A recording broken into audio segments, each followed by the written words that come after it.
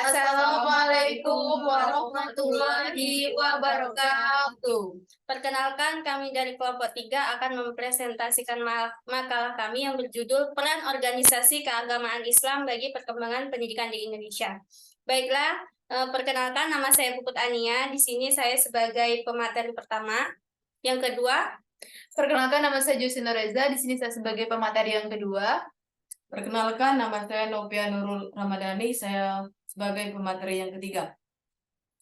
Baiklah, kita lanjut ke materi yang pertama, yaitu mengenai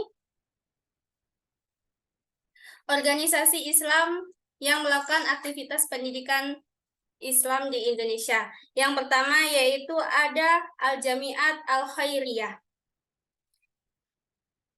Jadi lahirnya beberapa organisasi Islam di Indonesia ini lebih banyak didorong oleh mulai tumbuhnya sikap patriotisme dan rasa nasionalisme serta sebagai respon terhadap kepincangan-kepincangan yang ada pada masyarakat di Indonesia pada akhir abad ke-19 pemerintahan kolonial Belanda. Oke, organisasi Islam yang melakukan aktivitas pendidikan Islam ini yang pertama yaitu Al-Jamiat Al-Khairiyah. Jadi organisasi yang lebih dikenal dengan nama Jamiat Khair ini didirikan di Jakarta tanggal 17 Juli tahun 1905. Anggota orang-orangnya yaitu berasal dari Arab dan tidak menutup kemungkinan untuk setiap muslim menjadi anggota organisasi ini. Di samping membawa pembaharuan dalam sistem pengajaran yang pertama, ini memasukkan pengetahuan umum dan bangsa asing ke dalam daftar pengajarannya pada organisasi Islam ini.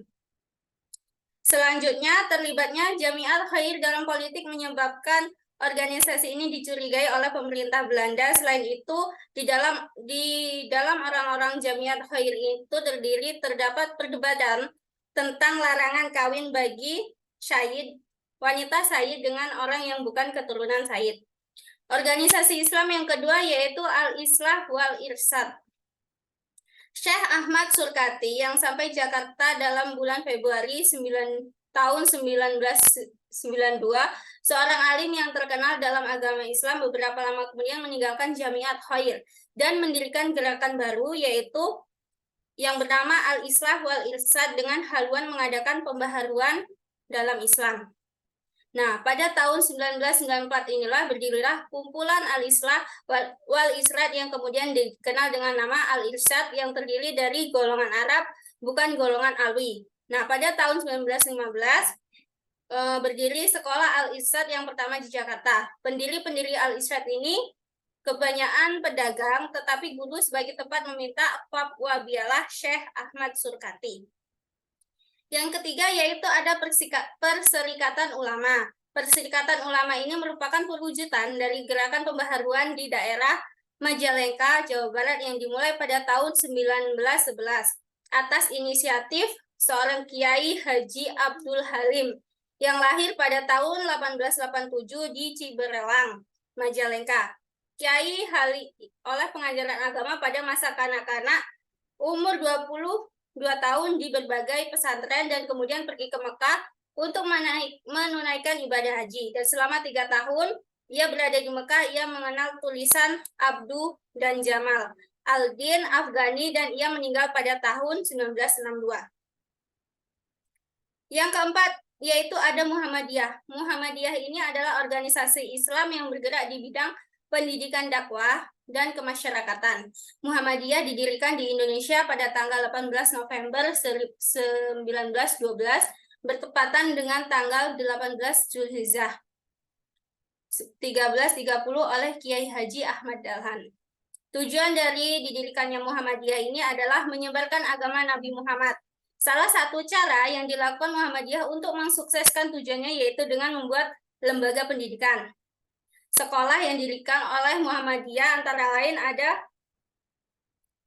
Falls School, ada AMS yang berdiri 3 tahun dan HIK 3 tahun juga.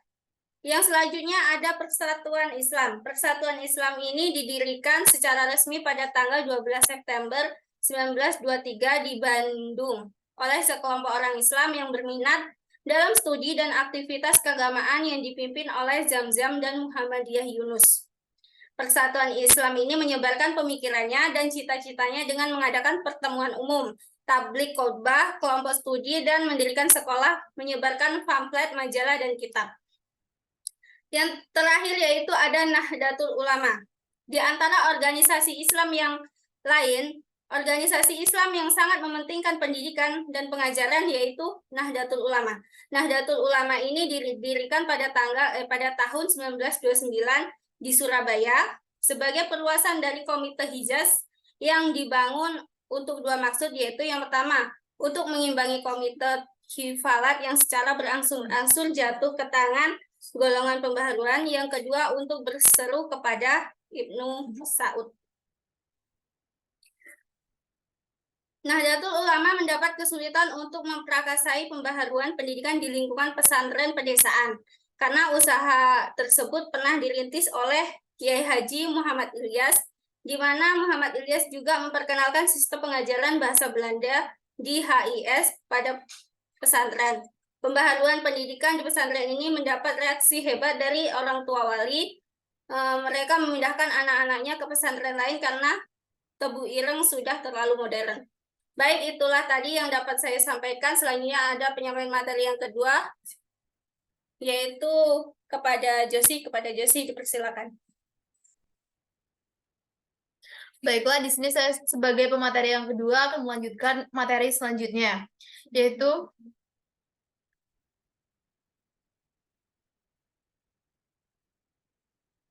lahirnya beberapa organisasi Islam di Indonesia lebih banyak karena didorong oleh mulai tumbuhnya sikap patriotisme dan rasa nasionalisme serta sebagai respon terhadap kepincangan-kepincangan yang ada pada masyarakat Indonesia pada akhir abad ke-19 pemerintahan kolonial Belanda.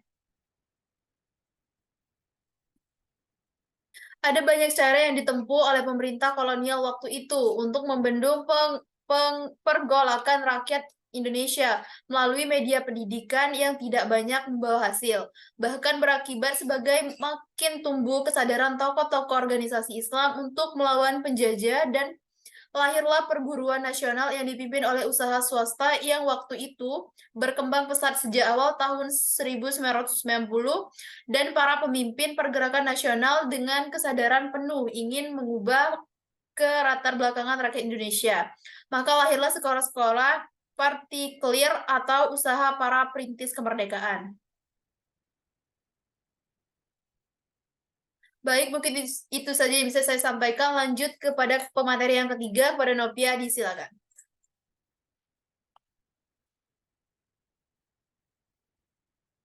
Assalamualaikum warahmatullahi wabarakatuh. Baiklah, saya di sini sebagai pemateri yang ketiga. Perkembangan pendidikan Islam di Indonesia tidak lepas dari peran tokoh ulama dari ormasy Islam ideal pembaruan.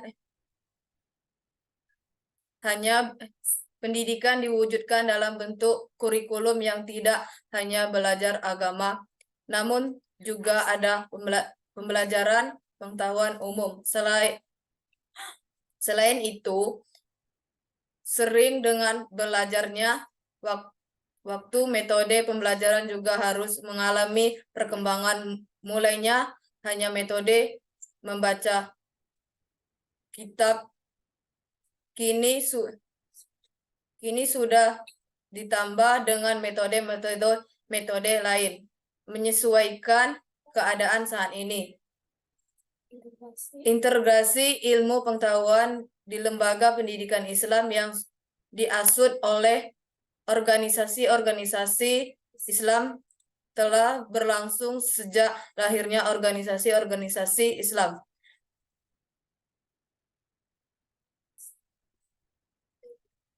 Saya akhiri. Wassalamualaikum warahmatullahi wabarakatuh. Baik, itulah tadi presentasi dari kelompok kami. Saya akhiri. Wassalamualaikum warahmatullahi wabarakatuh. See you next time.